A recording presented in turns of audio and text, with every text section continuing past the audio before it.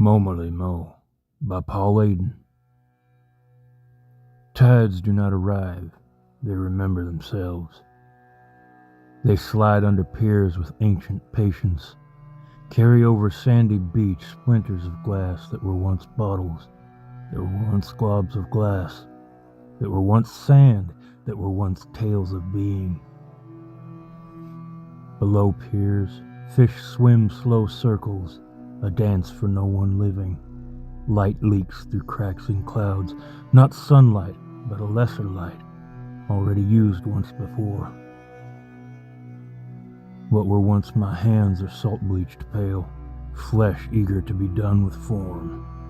Above, goals trace invisible sigils, and I cannot tell if they are mapping or erasing a dark sky. Let me sit at your feet, and I'll tell you how I died.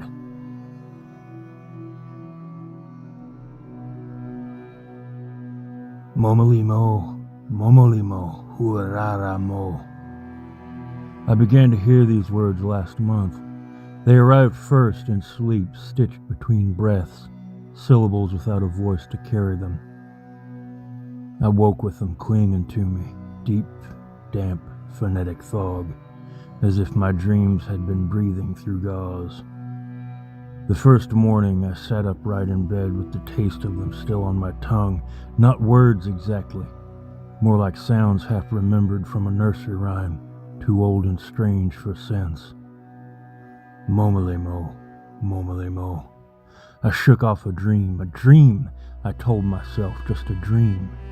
The kitchen was bright with gold glow of early April, coffee gurgled in a pot, toast popped, my wife hummed timelessly, tunelessly. All was right, all was in its place. But when she turned and asked, "Owen, are you listening?" I startled, sloshed coffee over my wrist. It was as if she'd spoken not to me, but to someone standing just behind my shoulder. Owen. My name landed strangely upon my ears. It felt second-hand, borrowed, a jacket pulled from another man's closet, too loose in the shoulders, smelled faintly of someone else's cologne. Momilimo, Momilimo. Different. Syllables curled warm in my chest, belonged to me in a way no other word ever had. Not foreign, no. Familiar. They wrapped around me, a threadbare blanket from infancy, something lost, but suddenly, impossibly returned. I smiled and blinked at morning sunlight, and all that morning the words followed me, soft, persistent, waiting for me to answer. These words had been with me all week, woven into seams of occasional silence. Momilimo, Momilimo, huararamo. Always that same cadence, always waiting for an answer. By Wednesday evening I had stopped pretending I didn't hear them. I was rinsing a glass in our sink, kitchen lit only by a low buzzing flicker of a bare bulb. Our house was still.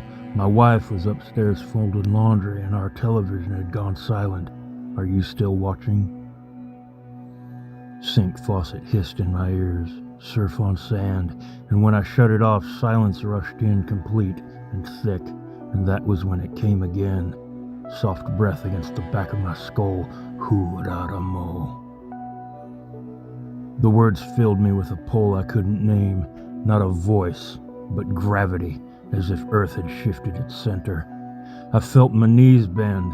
The glass slid from my hand and clinked in our sink.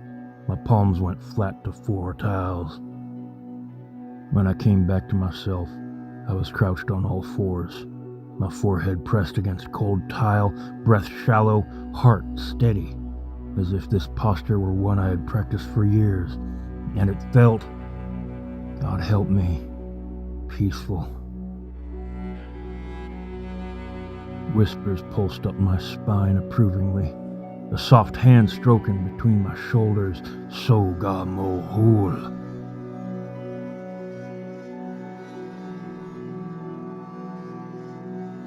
I don't know how long I stayed that way. Tile smelled faintly of bleach, dust, a lingering onion peel. My knees ached, but my body refused to move, held in place by something deeper than will. I was waiting at a door. I was a child waiting for his mother's voice. My wife screamed, "Owen!" She stood in the doorway, hands to her mouth, eyes wide. The plate lay in shards at her feet. I scrambled upright, too fast, dizzy. I didn't... It's nothing. She shook her head, backed away as though I had shouted instead of spoken. "It's okay, please." I tried again, but the words sounded wrong. Chewed, clipped. I could not explain that I hadn't meant to move that way, that it hadn't been my choice. It had been asked of me. Doctors found nothing.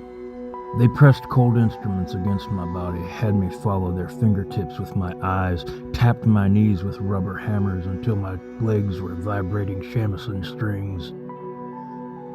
No growths, the neurologist pronounced. He had slid a grainy MRI across the desk as though that image could erase the tremor in my hands. No tumors, no seizures, nothing pathological.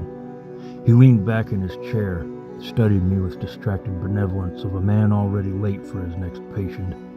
"Stress," he said at last. "Exhaustion.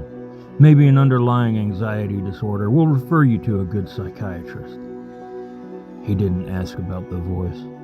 I left with a pamphlet entitled Mindfulness folded tight in my pocket. At work, I tried to keep my head down. Copy machines droned, fluorescent lights flickered, and in every hum and buzz, I swore I could hear syllables hiding. Momilimo, Momilimo. My coworkers had started whispering when I walked past. I caught fragments. "Something's wrong with him. Does he smell different to you?"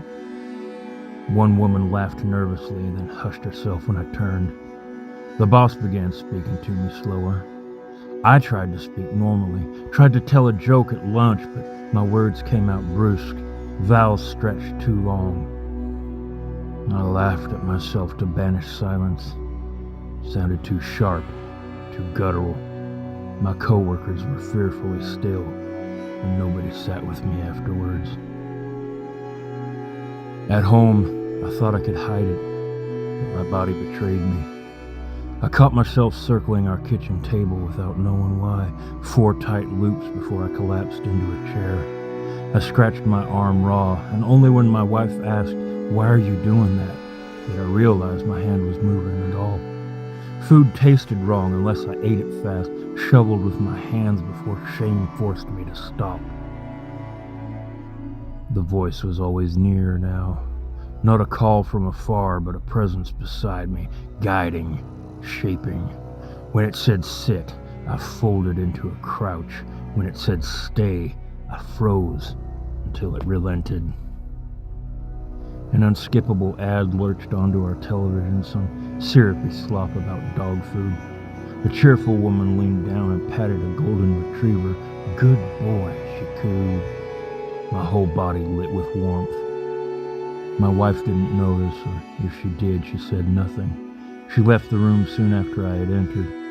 Footsteps quick on the stairs, door shut too firmly behind her. I told myself I was still Owen, that Owen was real, that Owen had a name, a job, a wife, a place in this world. But every night, when the whisper came calling soft through my skull, Momilimo, Hurara Mo, I found myself whimpering, knees pressed to the floor, forehead touched to tile, waiting for the next command. Nights became longer. I no longer slept as I once had in clean hours of black. Instead, I sank into murky currents drawn onward into deeper, dark waters. In that submersion, I saw a vast and faceless shape far above me, faceless, but not blank.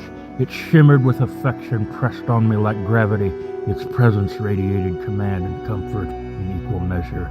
To obey it was to be loved. I never saw hands, yet I was stroked. Never heard speech, yet Momilimo fell through me. like rain on a trellis. When morning came, I found myself curled beside my wife's bed, coiled tightly, knees tucked beneath me, spine bowed as though sleep itself had bent me into submission. My fingernails were split and thickened, ridged like claws. My jaw ached as though I had been gnawing at something all night. I tried to stand, but my back rebelled. It resisted, vertebrae locked against one another, uprightness forbidden. My body insisted I hunch. I staggered to a cold bathroom. Mirror Owen greeted me with a distortion. A man, yes, but only roughly. He tilted his head in time with mine, yet I felt no ownership. What I saw was not me. The mirror showed me a suggestion of what a man once was, translated into another tongue. The words filled my skull with urgency. Momilimo, Momilimo, Hu-ra-ra-mo. They pounded loud as apocalypse in my ears, louder than all battle cries. I lurched from her bedroom, through her kitchen, and out her front door. A woman's voice weakly called after me one time, terrified, resigned. It seemed unimportant and distant. Bare feet struck pavement, wet with night dew. I ran bent forward, feverish, half scurrying, half loping. Knuckles scraped, knees cracked. Streetlights burned sodium-orange streets and white LED spots.